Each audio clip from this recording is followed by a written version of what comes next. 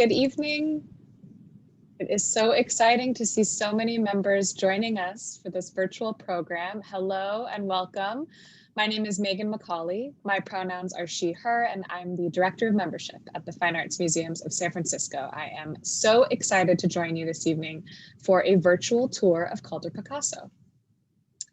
We are going to begin our program this evening with a land acknowledgement. A land acknowledgement is a statement that formally recognizes and pays respect to the indigenous people of a place, and it's my honor to present this statement. The Fine Arts Museums of San Francisco respectfully acknowledge the Ramaytush Ohlone, the original inhabitants of what is now the San Francisco Peninsula, and we further acknowledge that the Greater Bay Area is the ancestral territory of the Miwok, Yokuts, and Patwin, as well as other Ohlone peoples. Indigenous communities have lived in and moved through this land over hundreds of generations, and indigenous peoples from many nations make their home in this region today. Please join us in recognizing and honoring their ancestors, descendants, elders, and all other members of their communities. Thank you. Now, I'm very excited to introduce Timothy Brigard, Distinguished Senior Curator and Edna Root Curator in charge of American Art, who will be leading today's virtual tour through Calder-Picasso. Timothy Anglin Brigard studied art history at Dartmouth College and Columbia University. He worked previously at the Harvard University Art Museums, where he served as the university's first curator of American art. He is the curator of 29 exhibitions and the author or co-author of 17 books and 9 articles. Through his curatorial work, he has pursued his strong interest in contextual, interdisciplinary, and multicultural studies that have transformed traditional categorizations of American art and that link the art of the past to the present. Now, following the presentation, Tim and I will take your questions in a live Q&A, so please submit your questions, but any questions you may have through the Q&A window, which you will find at the bottom of your screen. We'll try and take as many as we can after the virtual tour. I'd also like to note that for optimal viewing tonight, please do enter full screen mode on your computer. You can find this in the top right-hand side of your Zoom screen. Just expand that full screen to get the best view. All right, well, thank you so much for joining us. And without further ado, welcome, Tim. Thank you, Megan, and welcome everyone to a virtual experience of the Calder-Picasso exhibition. We are in our final 2 weeks, actually under 2 weeks. Closes 2 weeks ago from this past Sunday. And just before we begin, I wanted to mention a lot of you had the opportunity to see the DeYoung Open in our same exhibition space, now occupied by Calder-Picasso. We had, as many of you know, 877 works by 762 artists. And that was really an extraordinary experience for everyone involved, the staff, the artists, the community, because it really speaks to the roots we have in the Bay Area communities. And I mention this because while that is a very important part of what we do, the other important component is bringing major touring exhibitions like Calder-Picasso at the DeYoung or the Pompeii exhibition now at the Legion of Honor to our audiences. And I say this, one of the interesting facts is that 60% of Americans do not own a passport and would not have the opportunity, for example, to go to the Musée Picasso in Paris, the biggest lender to the exhibition after the Calder Foundation in New York, and see these extraordinary works unless we bring them here to the Bay Area. And so we really provide a great service. And as someone who went through graduate school with a budget other than rent of $10 a day and went to the Metropolitan Pay What You Wish and put a quarter in the box every time I went there, it really does serve our Bay Area audiences, our educators, our students, and our aspiring artists to bring these exhibitions. So without further ado, let's take a virtual walkthrough through the exhibition, followed by questions afterwards. Thank you.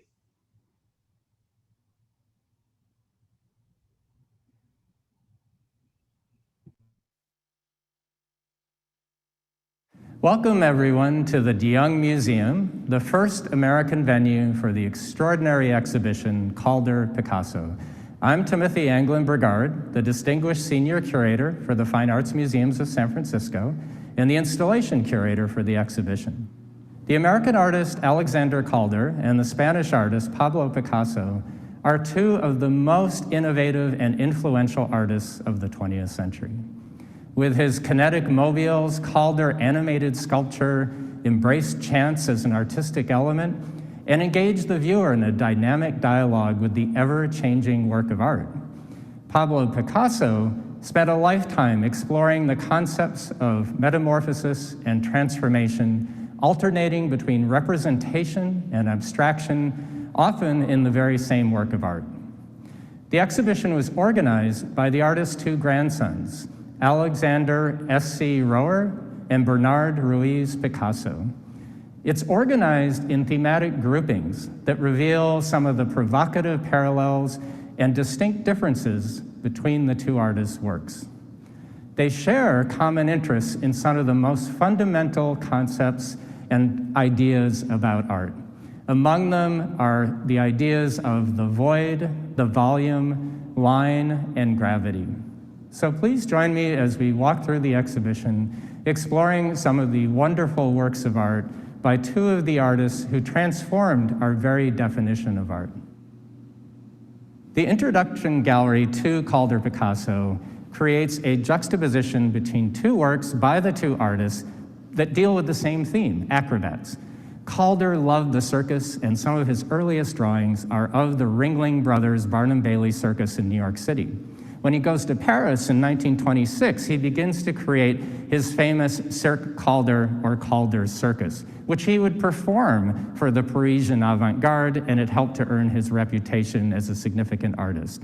The work you see here, Acrobats, depicts a male strongman who arches over backwards to support, doing a handstand on his stomach, a very petite woman acrobat who points her toes like a good ballerina. She's wearing a frilly tutu, and she flings her ponytail back over her head. The incredible arch of the male acrobat is not unlike an architectural arch, and it suggests the great strength required to support the figure above. And this work, although it's not suspended from a wire, it has a tensile strength that when you handle it or touch it, it actually vibrates, conveying some of the kinetic energy of these performing figures. Now, Picasso's acrobat is a single figure. This is inspired by 8th century apocalypse manuscripts that depicted dead bodies floating in the water after a flood. Picasso takes a single line to delineate the entire figure, which seems to have no bones or cartilage, and fills up all 4 sides of the picture frame. It's a wonderful subversion of conventional ideas about painting, that there should be an up, a down, and a left and a right. You could really look at it from any direction. Now, the wonderful thing about the comparison between the two artists depicting acrobats is that, in a sense, both artists were aware of their public persona as performers, and both artists really upended, so to speak, conventions about art and ideas about what art could or should be. The second thematic section of the exhibition, Drawing in Space, takes its title from the description critics in Paris used to describe Alexander Calder's wire sculptures. After arriving in Paris in 1926, he became so famous for these wire sculptures that he was known as the King of Wire. The subject of this sculpture, Aztec Josephine Baker from 1930, is the legendary cabaret performer Josephine Baker, who left the United States and the racism she encountered there to go to Paris, where she became first a star at the Folies Bergère in Paris, and then throughout Europe. She was famous for her risque and revolutionary performances, which really subverted ideas about race and ethnicity and really captivated the Parisian avant-garde, including some of the most famous artists in the city. It's made entirely out of wire, which gives it a kind of vibrating energy. Rather than depicting a pure portrait of Josephine Baker, although you do recognize her likeness, it's really about conveying her dazzling, charismatic public persona and her physical energy. It hangs on a wire, and when you install or hold this sculpture, it vibrates. She holds her hands flat at her sides, and her legs are crossed at the knees. And I think this may be a reference to her performing the Charleston, the dance craze sweeping the world in the 1920s during the Jazz Age, and that she performed in films. Picasso also experimented with metal wire to draw in space. This is his project or study for a monument to Guillaume Apollinaire, the famous French critic, poet, and writer. It is made entirely out of metal rods, intersecting triangles, rectangles, pyramids, and circles that convey some sense of corporeality or a physical presence, but lack the conventional notations of likeness.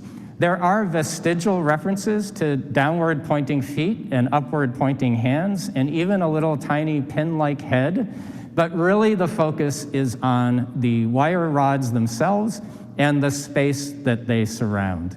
The monument was actually rejected by the commissioning committee as being far too radical, and it really speaks to the ways in which Picasso, like Calder, really upended the conventions of art and art history.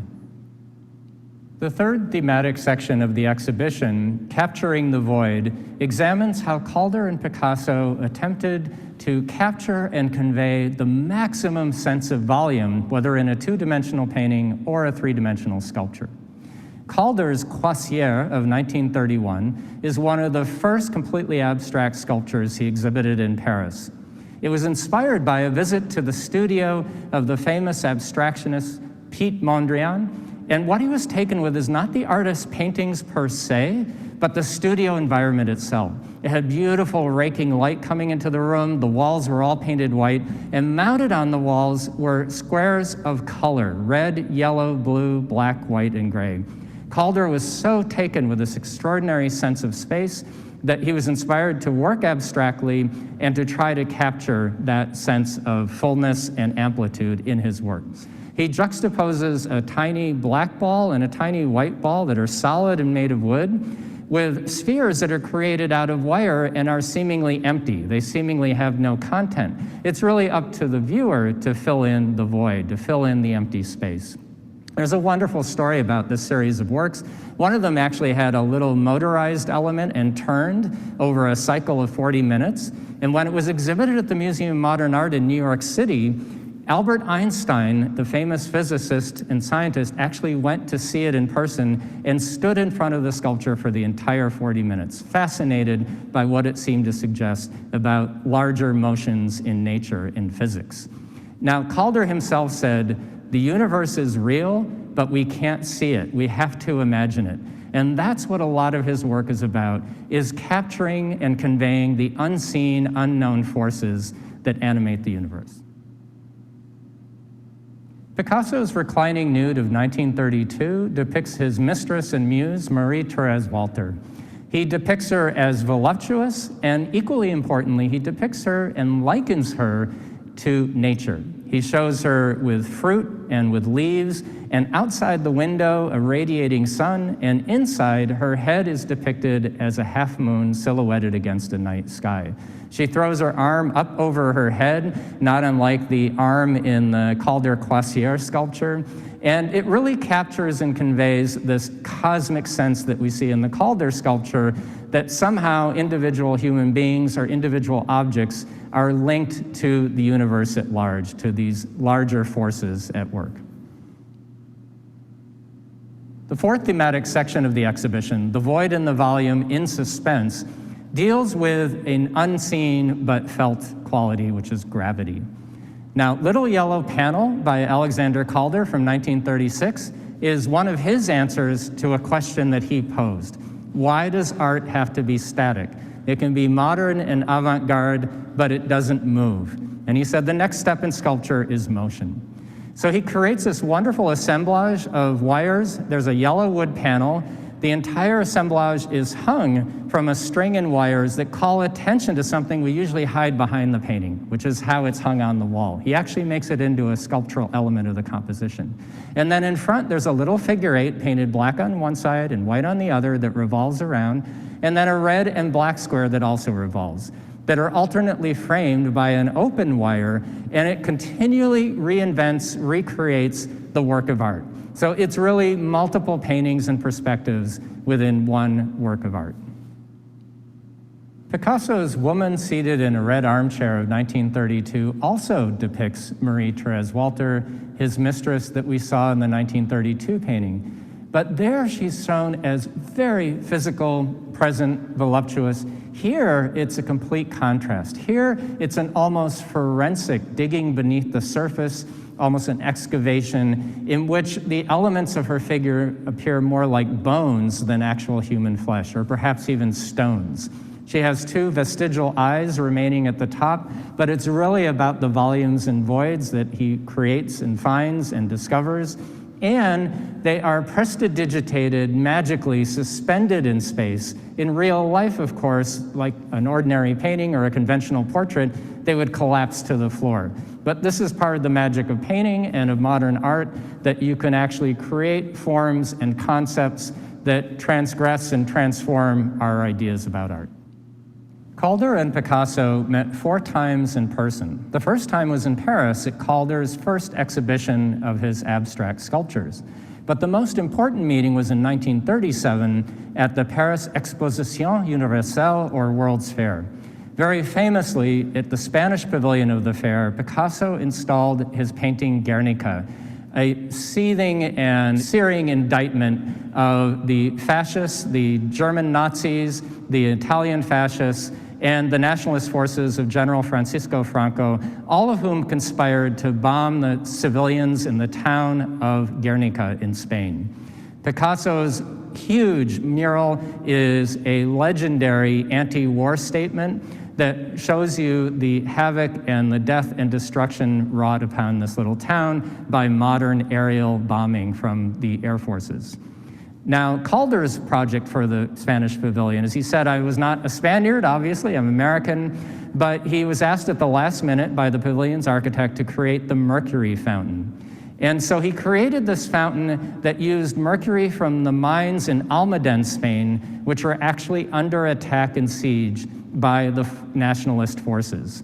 And so again, like Picasso's painting, it's an anti-nationalist and pro-Republican statement. But Calder's fountain is made with mercury. So it's really quite extraordinary. It draws inspiration from medieval Islamic fountains in Spain that use mercury instead of water. And it flows over his beautiful abstract sculpture, and it has the word Almaden actually suspended from a wire like a mobile.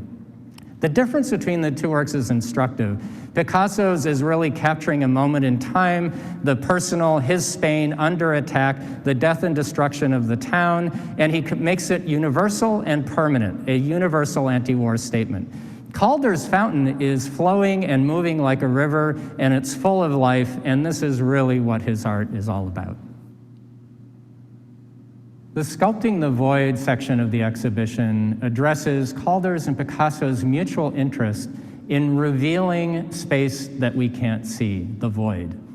Now this work, 4 Leaves and 3 Petals by Alexander Calder from 1939, is part of an unrealized project to create these animated sculptures for an African habitat at the Bronx Zoo in New York City. It was never realized, but we have this beautiful sculpture that, as it suggests, it does seem to have 4 petals on the left side and 3 leaves at the top. But I think everyone who stands in front of the sculpture senses some anthropomorphic qualities. And of course, when we describe plants or trees, we often use terms we apply to the human body, trunks and limbs and so forth. And you see here on the left that one of the 4 leaves actually seems to be a vaguely hand-like form. And you also might see the 3 leaves at the top as being very much like representing some semblance of a head, a human head or a human animated form. Now, that's not to say it's literal. Like everything in Calder's work, he's not trying to replicate something in nature, he's trying to be like nature. He's trying to show you the forces of nature. And at the left, you see these 4 beautiful parallel arms, and hanging suspended from them are little tiny balls. And they always remind me of little atomic particles or nuclei, and also perhaps seeds in the context of the plants that he was referencing in the title. So in both cases, you have the origins of life and creation, and that's really what this work is about. And as the arms swing, you also carve out space, and it makes you more aware of the space that exists, seemingly empty, but having real presence between the 4 arms.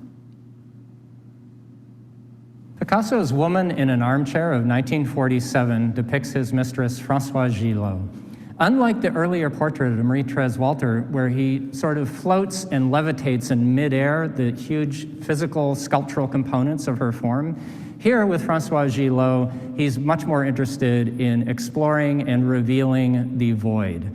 Now, parts of her body are in fact very physical. He likened her in real life to a flower. He's called her the femme fleur, or the woman flower. And there are vaguely vegetal or floral elements to some of the imagery, sort of leaf-shaped ovals and so forth. But really, it's about distilling her form down to its bare essentials. She's seated in an armchair. Her arms seem to have real weight. But then the middle of her body seems to be completely removed, as if it's just empty space, floating on a few very thin tracery lines, as if to suggest that the void, the emptiness, has equal weight as the physical form.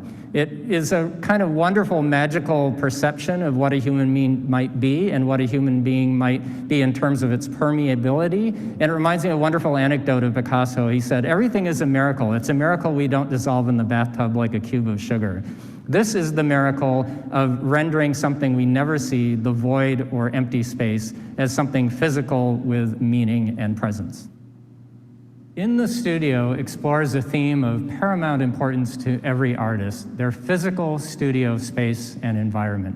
Both Calder and Picasso filled their studios with an incredible assemblage of junk, detritus, but also, of course, their own works of art, some of which would be used, of course, as sources of inspiration for the works they were created, and others of which, of course, would be works of art by friends and colleagues.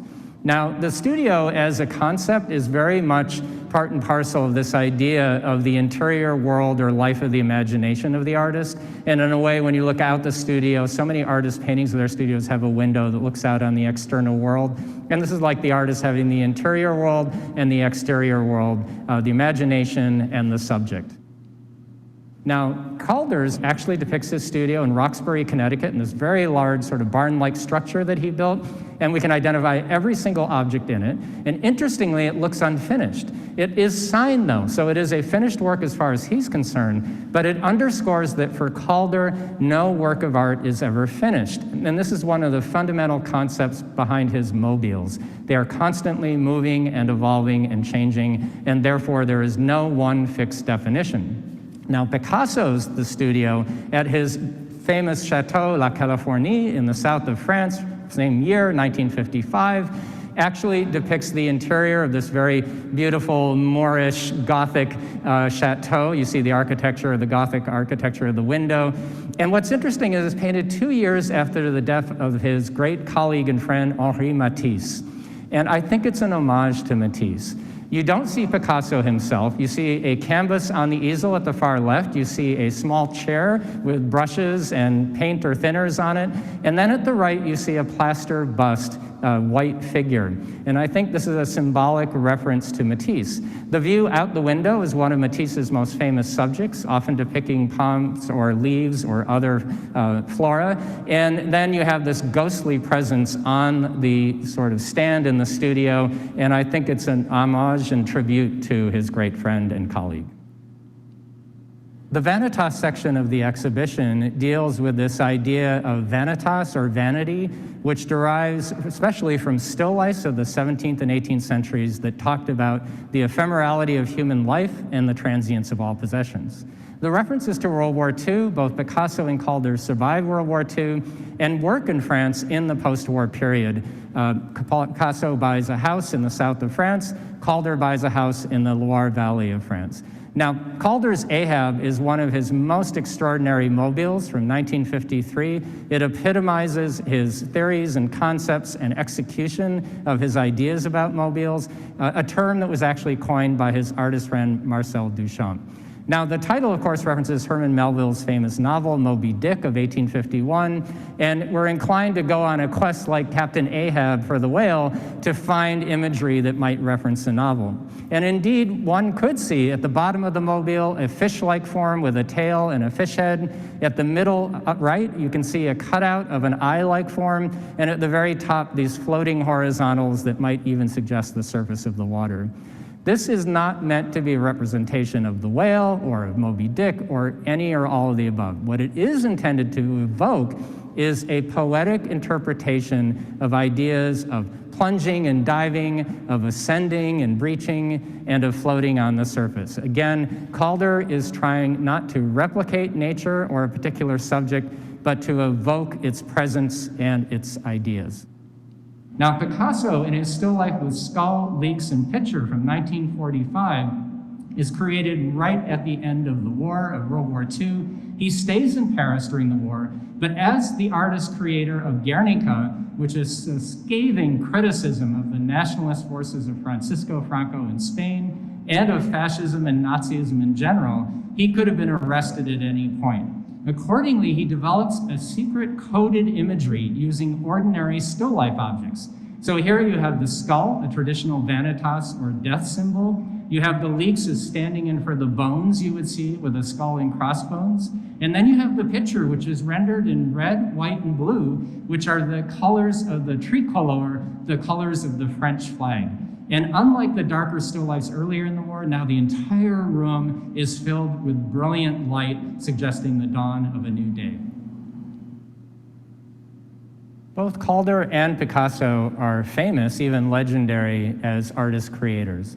However, the making and deconstructing section of the exhibition also draws attention to the fact that they liked to take their forms, take their innovations, and then deconstruct them or take them apart or turn them or transform them into something else. Now, Bifurcated Tower by Calder, that you see behind me from 1950, is part of his Tower series, a title that references the human desire and aspiration, or sometimes folly, to build larger-than-life towers as a sign of human ingenuity and or hubris.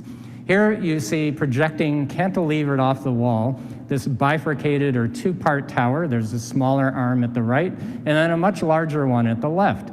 And it seems to hold in suspension over the gallery floor these components, a little miniature mobile that turns, as if the sculpture is actually in the act of creating itself, powered by a little propeller-like form or motor in the middle of the sculpture. This is very much part and parcel of Calder's aesthetic, which is to have works of art continually evolving and seemingly creating themselves without human intervention. Picasso's series of 11 bull lithographs from 1946 are among the most famous prints in the entire history of art.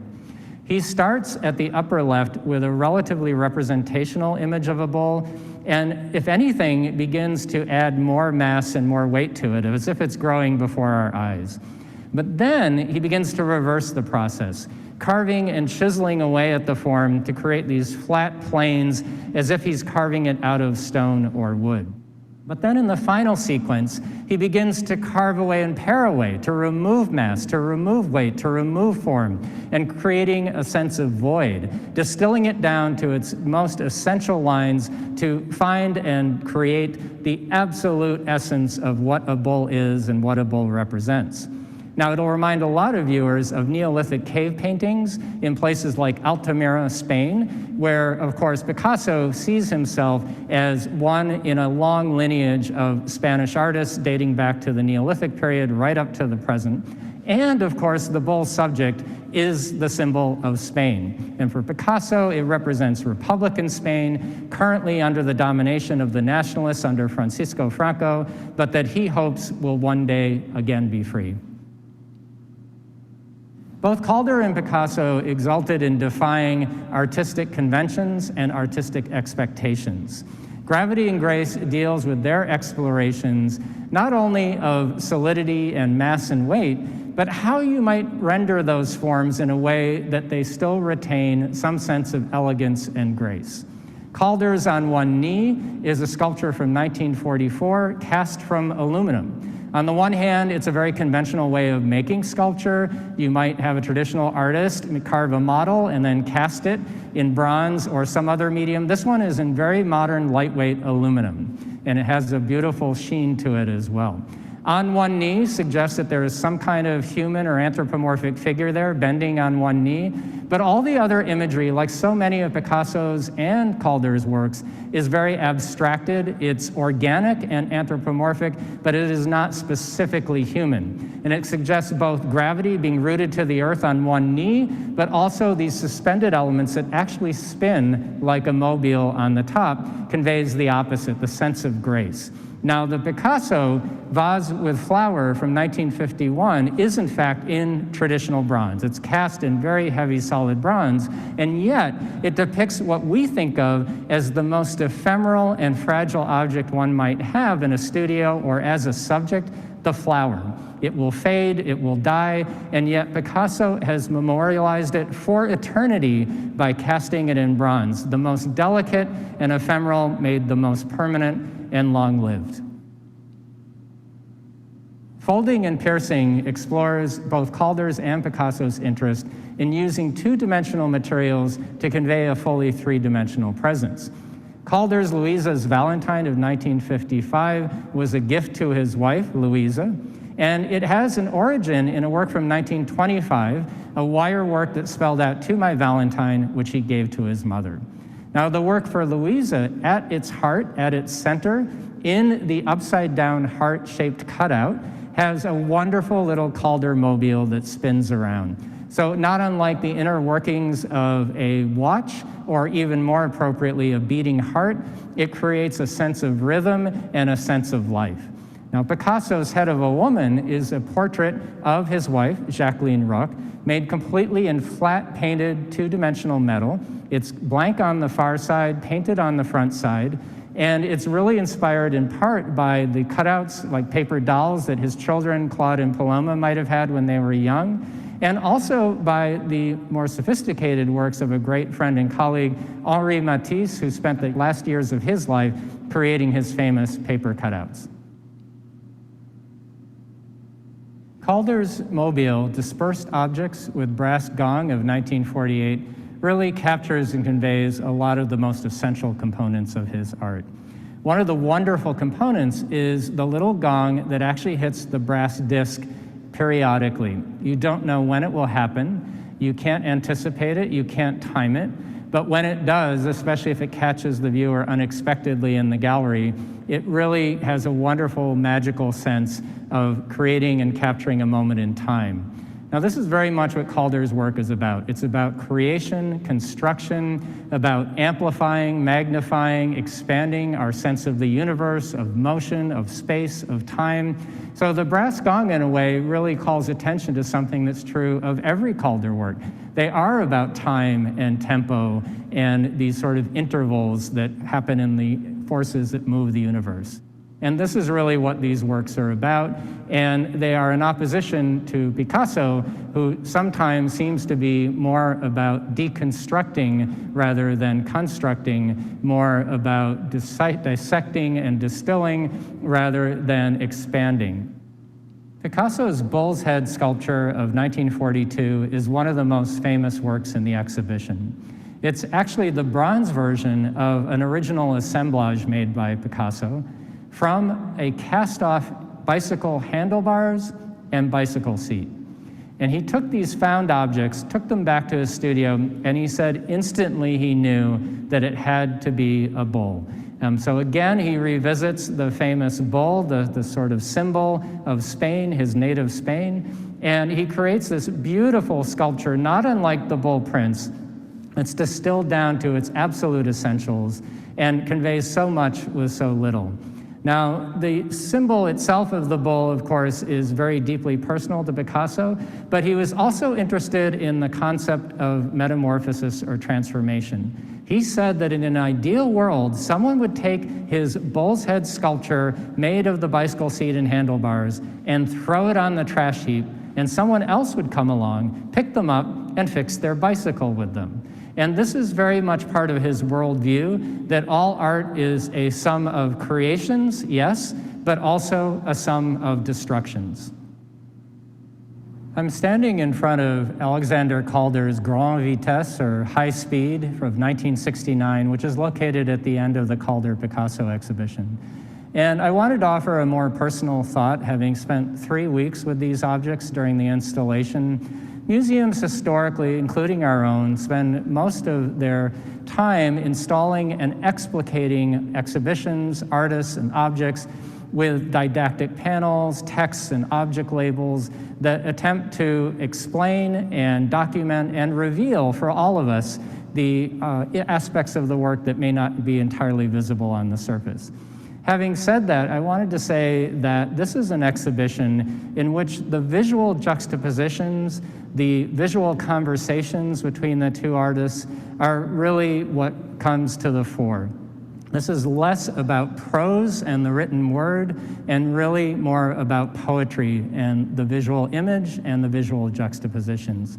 It's the kind of exhibition that is deeply inspiring and moving, and one that I hope in the times in which we live, with all of us hoping to return to the de Young Museum and to museums everywhere and to our normal lives, it's an exhibition that provides a great deal of beauty, a great deal of inspiration, and also a great deal of solace, of contemplation, of meditation. And I hope you will all join us.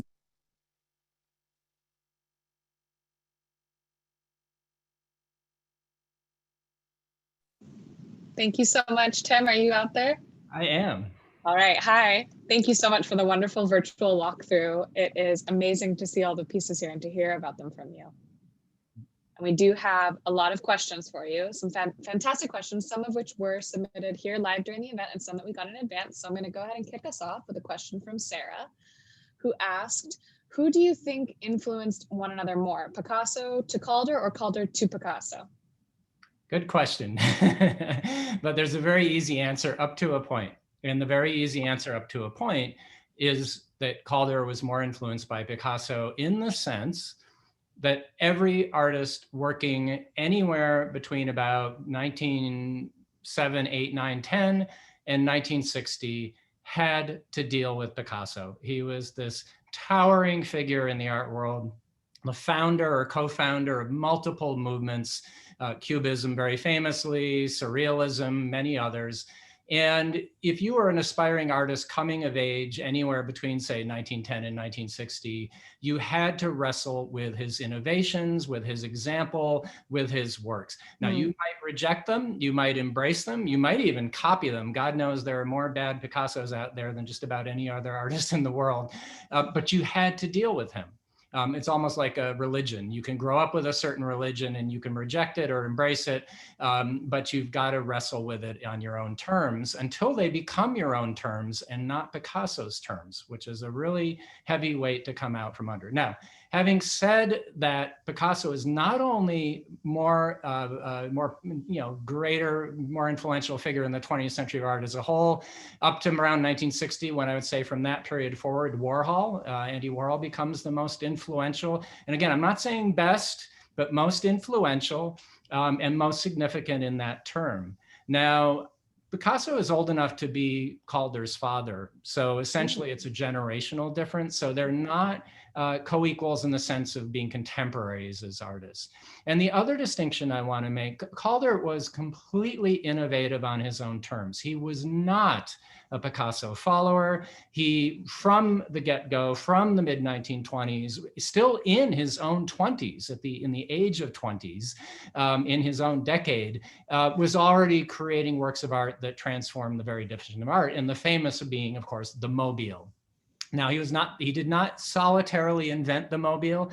There are earlier works by Man Ray and some others. Man Ray made a mobile that we would recognize as a mobile, made entirely out of a group of coat hangers suspended from wires in space.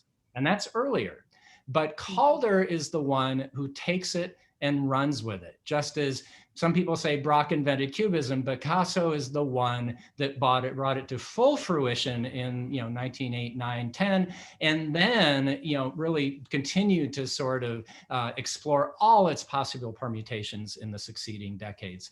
So Calder has to be dealt with on his own terms. He's aware of Picasso, he recognizes his significance, but he's his own artist and he has his own ideas. But the exhibition was originated when the two artists' grandsons noticed so many many visual similarities between their works, and not only visual similarities, but conceptual interests that they shared, among which were the thematic categories we talked about, the volume, the void, gravity, and all these other major issues for modern artists. Got it. Amazing. So you mentioned Calder's mobiles, which we do have some questions about. And I have one from Michelle. We also got one in advance from Evelyn, who are asking about the transportation and the installation of the Calder pieces. Can you speak about that process? I can, because they were extraordinary. So we spent 4 weeks installing the exhibition. Every Calder work, so every Picasso work, it might be, say, they're more typical in a certain sense, you know, traditional paintings, traditional sculptures, many of them cast in bronze. But the Calder wire works, whether they're standing wire works on a pedestal or whether they're suspended mobiles, all have gravity as their primary function, as it were. But at the same time, if you ship them from New York at the Calder Foundation all the way across the country, and you don't balance and brace them properly, gravity will indeed take over. And so Josephine Baker's arms, for example, might start to droop more, or, you know, sort of bend more. And the goal of the foundation and our wonderful objects conservators and their technicians at the Calder Foundation, they sent their own personal specialist technician to unpack and install every single Calder work of art to his specifications, which they know. The foundation's run more or less by the family of Alexander Calder.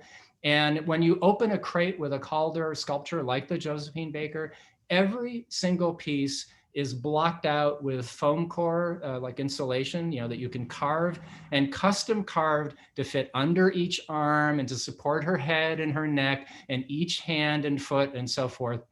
So they're sort of truly frozen in place, these sculptures that are all about kinetic movement. But it's really, really fascinating. And this is all the behind the scenes. We always sort of joke, or I do at least, that art exhibitions like this sort of look like virgin birth. Like they came out of nowhere and they're so beautiful and they're so amazing. And it takes so many hours of work from our conservators and our installers and our technicians. And I will say there was one Calder sculpture in the exhibition that the specialist from the Calder Foundation realized that the museum that owns the sculpture had been installing it incorrectly. And so he was able to go back to the archival photographs and actually ensure that it's installed correctly, which is wonderful. And so now everyone benefits. Wow, that's an amazing thing to learn in the middle of an installation process. Another question I have about Calder specifically came from David Chan prior to the event, who notes that after graduating with a degree in engineering, did Calder ever work as an engineer? And if so, did he ever talk about or write about the point in his life when he decided to leave engineering and work as an artist? So this is a great chicken or egg question. So which came first, Calder the engineer or Calder the artist? And the answer is yes. So first of all, Calder's grandfather, Alexander Milne Calder, his father, Alexander Sterling Calder, were famous and successful artists. His own mother was a successful portrait painter. So he comes from a lineage of artists and is encouraged to make art from the age of 5, essentially. Now, very importantly, some of the earliest things he makes actually have kinetic motion in them. So he made a duck toy, but it's one of those sort of rocking duck toys when he was about 5 or 7 years old. And then he made a whole train set with Everett Shinn, the famous Ashcan School artist who's in our collection and who was a friend of his father's. But he makes the young boy Calder befriends his father's adult friend, and they build a toy train set together. And it's not electric, it's all mechanical, but he designs it so that weight and gravity carry the trains up and down over the sort of rises or loops like a roller coaster, so to speak. And then the answer to the engineering question, yes, he goes to the Stevens Institute in Hoboken, New Jersey. He does study engineering there, and he does come out and work for the Edison company, the electric company in New York City. And he works as an engineer on a ship sailing from San Francisco to New York. So he does have, for a couple of years, dips his toes into the engineering field. But the ultimate true answer to that question and that conundrum is he was born an artist, but he was also born an engineer. He didn't need to study it. It was really in him from the beginning. Thank you. So we'll switch gears a little bit, and I do have a question about Picasso. This came from Lisa, who asks, can you speak about Picasso's use of repetition and how his paintings may have evolved from first to last in a series? Picasso is one of many modern artists who are very interested in working in series. We can immediately call to mind things like Richard Diebenkorn's Ocean Park series, or Matisse's many, many nudes in interiors with windows and palm trees and so forth, or Pete Mondrian. I mean, we can go on and on. So many artists in the modern idiom work in multiples and work in series. And so Picasso is no exception in this regard, although of course he's always the exception because he's often the innovator of a lot of these ideas and these styles. You can go back earlier and we have Monet's haystacks, Monet's Rouen cathedrals, his poplar trees and so forth. So he's not an exception, but it is true, your question is very well put, that he sort of owns it in a sense of all the great early 20th century modern artists. He really owns that idea and that concept. Now I would say there's two components to it. Very famous example is the painting Guernica that was shown at the 1937 World's Fair. There are, as many of you know, sequential photographs by his mistress, Dora Maar, at the time, a very important surrealist artist and photographer in her own right. And she took timed photographs every day, essentially, as Picasso created and completed the Guernica painting. And so you can sort of line them up and flip through them like a flip book and see how the whole composition evolved over time. Some ideas were there from the beginning and stayed, and others evolved or were completely deleted from the final painting. The other example is the repetition through tackling the same subject over and over and over again, which Picasso does across decades. And within the show alone, we saw them. You saw two of the three. There are three images of the women in his life in armchairs in his studio. And we saw two of them. And so he keeps returning to the same subject, sometimes with the same model, sometimes with Françoise Gillot or Marie-Thérèse Walter, whoever the new current woman is in his life. And he sees different qualities in them that he's trying to discover and capture. And he also, of course, is evolving at the same time in a parallel as an artist himself with new ideas, new forms, and new innovations. So it's sort of a multifaceted question, just as it's a multifaceted series. That's right. So you did mention just now Matisse and his use of series. And I know you mentioned earlier that Picasso was a greater influence on Calder, but I wonder if you might speak about some of Picasso's, very leading question, some of Picasso's greatest influences. Oh gosh, well, I mean, it's very interesting. When he gets to Paris as a very young man, sort of plus or minus 20 years old, around 1900, he really very quickly sort of flips through a book of art history. So all of a sudden there's paintings that look like absolutely like a Toulouse-Lautrec or a Toulouse-Lautrec follower.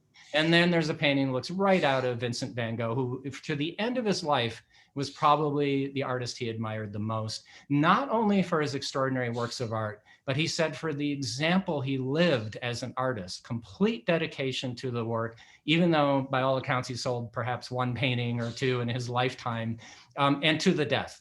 And to his own suicide. He actually kept in his studio, Picasso, a little newspaper clipping about Van Gogh's suicide that he had actually acquired as a reminder about mortality, but also about artistic commitment and artistic greatness. Now, to your question, Picasso, well, everyone looks to father figures or older masters. Picasso is no exception. But it is astounding when you look through those early years, how quickly he absorbs them, digests them, and honestly chews them up and spits them out.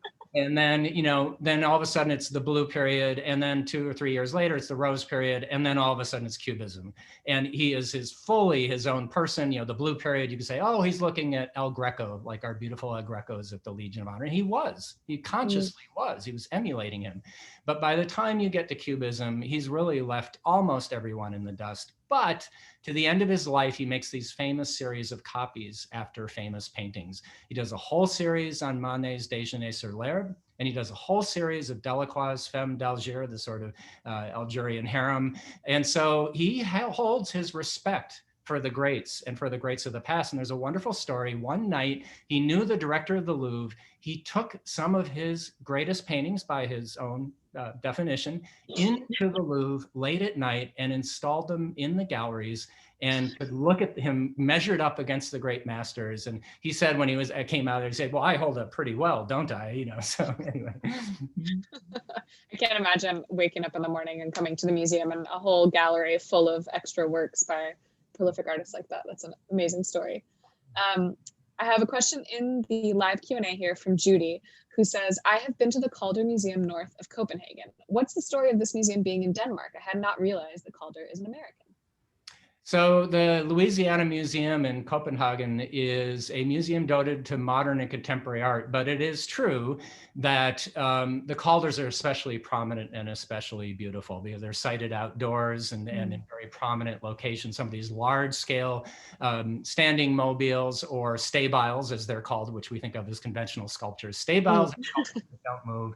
Standing mobiles are like the Louise's Valentine that stands on the ground on a platform, but has a little mechanical or kinetic element. And then mobiles, of course, which were named by Duchamp, are the kind that move freely, completely, and suspended in space. So they are very prominent there, but it's a collection of modern and contemporary art in which Calder features very prominently. Okay. Got it. We do have some questions from people who are curious about the motion with mobiles and wanted to know if you could speak to why we can't see them moving inside the galleries. I know, yeah. So I will say that having spent time in the galleries, that many of them do move, and you saw even during the film, the yellow panel, you could see the little piece spiraling around as I was speaking. The same with the piece with the gong that does also sort of slowly rotate and move. However, Calder worked in his Roxbury, Connecticut studio in a converted barn, and he hung many of them from the rafters or from the ceiling. And of course, he had the large doors and windows open. And so he had natural wind and air currents coming through the studio all the time. So in fact, at an exhibition I know at least one exhibition in New York, they have had a moment or a time of the day, every day at noon or something like that. They'll actually have someone from the Calder Foundation who's authorized to do it actually come in and push the mobiles so that people can see how they would move if they actually were in actual air currents or sort of greater forces. One of the conundrums of a museum is that we have absolutely perfect flat line measured humidity and temperature, but also air currents. And so they're somewhat at odds with each other, I have to be honest. But at the same time, as I said, many of them do move in the exhibition, but they don't move as kinetically as they would have where he lived with them and installed them, or if you owned one and you could simply spin it yourself. What I will say is in the media room down the hallway are two films that are on continual loop. And one is about Picasso and his creation of works of art, especially sort of drawing with light or painting on glass. And then Calder working with his mobiles, where you really get the full effect of his intentions in terms of kinetic movement. That's great. Now, we do have a few questions from people also who want to understand a little bit more about the relationship between the two artists while they were living. What did they think of each other? You know, how well did they know each other? How much were they in communication? Could you speak to that? As I said, they only met 4 times. Once was that very first exhibition with Coissier, when I was talking about Einstein and that whole series of works. They actually remind me when I was in school in New York City, they were antiques then, they still had those little armillary spheres where you would turn the handle and the sun and the moon and the earth would rotate around the planets, around the sun and so forth. So they always remind me of those kind of old-fashioned scientific mechanical instruments. Indeed, they are visualizations of the forces of the solar system, as I was saying earlier. So the other time I mentioned was the World's Fair, where they meet in the Spanish Pavilion, where the Guernica and the Mercury Fountain are on view. The other 2 times were purely social, essentially dinners, as it were, a lunch and a dinner. And so the actual amount of time together was not that great, but the 2 grandsons, in meeting over the years as grandsons of 2 of the towering figures of the 20th century, kept noticing synchronicities between the 2 artists' works. And it was their idea to organize and mount this exhibition. And as you walk through, when I referenced it seems to be more about poetry than prose, you will see these beautiful visual juxtapositions of works right next to each other. And we looked at some of them, but you'll see more as you go through the show. that you really feel those resonances. And I think, you know, it's not an exhibition like Georges Braque and Picasso, who really founded Cubism together. Braque kind of invented collage, for example, although again, Picasso sort of took credit for it, and maybe Cubism as well. Or very famously, Matisse and Picasso have been the subject of a couple of major exhibitions. So it's not that kind of brotherly almost, or father and son kind of relationship like those artists. It's one of mutual admiration by people who have their own ideas, but still have respect for each other's work. And it's very telling. Picasso showed up to Calder's first Paris show before the opening, spent some time talking to him and looking at the works of art. And as usual, I'm sure he was looking for ideas he could steal. And he certainly stole some ideas from Calder, just as Calder, of course, appropriated some ideas from Picasso, like everybody. And of course, he did that because if Picasso went to your opening, it was all about Picasso. He was already the most famous artist in the world by the late 1920s and early 30s. And so he really was giving respect and deference to Calder at his first exhibition, that he would come and look and pay his respects, and then of course let Calder enjoy the opening on his own. Wow. That's a very important guest to have to an opening. I have two separate people both who want to know if you could recommend a biography about Calder. Oh gosh. Well, the exhibition catalog is pretty good, but Jed Pearl is working on a multi-volume biography, kind of like John Richardson did with Pablo Picasso. And that's probably the most definitive. So it's Jed, J-E-D, and Pearl, P-E-R-L. And that would probably be the best, deepest dive into Alexander Calder. That's great. All right. Well, I'm going to ask you one more question, Tim. This is the last question. And I want to thank all the members who have given us questions and feedback in the chat. I'm sorry we couldn't get to everything. But my last question for this evening is, how would you summarize the differences and similarities between how Picasso and Calder created their art? So that's one of the things we really spent, of course, it's the organizing principle of the exhibition to start, but then as you spent time in the installation, for all of us who are working for 4 weeks on the exhibition, you begin to notice other ideas and issues. So I'll start by saying that the description I gave of, as a general operating principle, of Picasso as someone who dissects and digs deep and sort of almost forensically pulls ideas and objects and forms and colors and everything apart and then puts them back together again. He once actually said, a painting is a sum of destructions. And this is sort of Picasso's take no prisoners, go for broke, and just put it all out there. Don't over edit, don't overthink. You know, painting isn't about thinking, painting is about painting and about sort of acting. And he'd rather make something and move on to a new painting rather than sort of, you know, fussing over it or worrying about it too much. And so that is Picasso's modus operandi. And to some degree, it foregrounds him in the role of artist creator. Calder's approach, as I suggested, seems to be more about subsuming his own personality per se, which was very charismatic and very large. Like Picasso, he is in films and newsreels and in Life magazine and in art magazines. And so he is a known public persona, just like somebody like Louise Nevelson or other artists in America at the time. And at the same time, what he's really going for, I think, is the sense of infinite amplitude, infinite creativity, infinite possibility. And he seems to almost subsume himself in the concepts of nature and of the universe at large. And again, as I suggested, he's not trying to copy nature, but to be like nature and be like those forces and make those forces that are mostly invisible. How does a flower grow? How does a seed open? I mean, time-lapse photography or film only gets you so far. And he's trying to reveal those processes and those kinds of ideas through his work. Now, the last thing I would say about the differences and similarities, they share a very important similarity. And this is a good way of sort of concluding, perhaps. When I spent time in that exhibition, the more I thought about it, you have Pablo Picasso, born in 1880, I think it is, and dies in 1973, and Calder's born in 1898, and he dies in the 20th century. These are artists who have already been passed for decades now. They've been dead for decades. Their works continue to grow in popularity and significance and importance. What they share is something that's actually disappeared a great deal, perhaps, I would argue, from the art world. That is the fundamental principle of modernist avant-garde art practice in especially the early 20th century, but throughout the century. The power and possibility and potential of a work of art to transform the world or even the universe. And this is a fundamental component of modernism, both in Europe and America and in many parts of the world, that really has been set aside. Whether some artists think it's invalid, whether some artists think it's inappropriate, whether some artists think that it's perhaps hubristic to even think that your work of art might have that kind of impact on the world. And it could be political work, it could be aesthetic work, it doesn't matter. There was a ground zero foundational principle that your art and your art practice and your career could have that kind of impact, change the way we see, and thereby change the way we think. And that is an idea that has been called into question in the last few decades, but it's an idea that Calder and Picasso absolutely shared as a uniform working operating principle. Wow.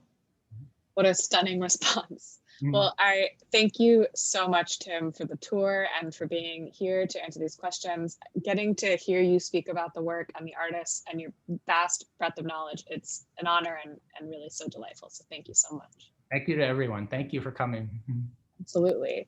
Now, thank you to all of our members who joined us today. We really appreciate you being here for the virtual tour as well, and hope that you enjoyed our event. I am happy to share that the Legion of Honor has reopened. We have 2 incredible exhibitions on view at the Legion, The Last Supper in Pompeii and Wangeshi Mutu, I Am Speaking, Are You Listening? Tickets are available for advance reservation for both of those exhibitions at the Legion of Honor, so please do reserve in advance online.